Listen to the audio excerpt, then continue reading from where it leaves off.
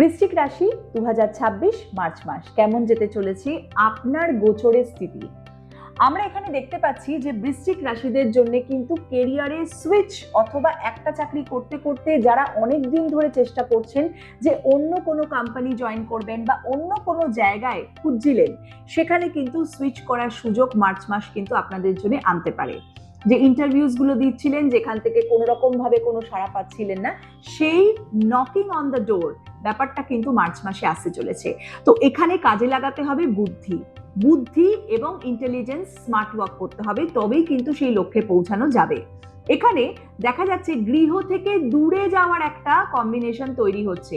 আপনার গোচরে 4th হাউসে রাহু, রবি, মঙ্গল এবং বুধ একসাথে অবস্থান করছে, whereas in the 5th house Ketu is residing. সেখান থেকে যদি আমি দেখি আবার 5th হাউসে শুক্র এবং শনি অবস্থান করছে, দৃষ্টি পড়ছে এখানে, which makes far from native land।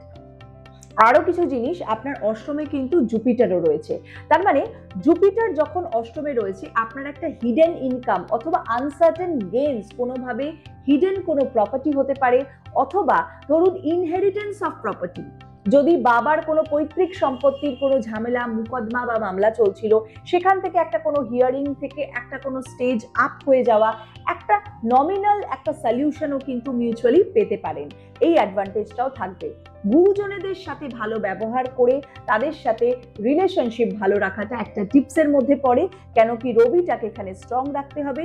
Jupiter represents our guardian, it can be our parents, ভগবান তুল্য অথবা গুরুজন তুল্য যারা যারা রয়েছে, যাদের সাথে আমরা প্রত্যেক দিন ইন্টারঅ্যাক্ট করি, তারা সবাই কিন্তু বৃহস্পতির আন্ডারে পড়ছে। এই রেমেডিস গুলো আপনি নিয়মিত জীবনে অ্যাপ্লাই করলে আরো ভালো থাকবেন।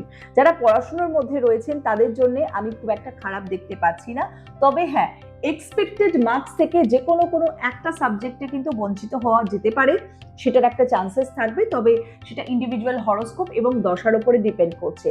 হেলথের ক্ষেত্রে আমি অবশ্যই বলবো এখানে ব্লাড প্রেশার অথবা আপনার নিয়ন্ত্রিত যে রুলস অ্যান্ড রেগুলেশনস গুলো রয়েছে, আপনার যদি শারীরিক কোনো হিস্ট্রি রয়েছে সমস্যার, সেগুলোকে একটুখানি ইন্ট্রোস্পেক্ট করা, ডায়াগনোসিস করা, পারলে একটু চেক আপ করিয়ে নেওয়া। কেন কি পুরনো কোনো রোগ ট্রিগার করতে পারে, নতুন ভাবে কিছু না হলেও হয়তো বডিতে সেটা ছিল, সেটা ট্রিগার করতে পারে। এই থাকলো বৃশ্চিক রাশির মার্চ মাস 2026-এর রাশিফল। নেক্সট রাশি ধনু রাশি, চলুন জেনে নেওয়া যাক।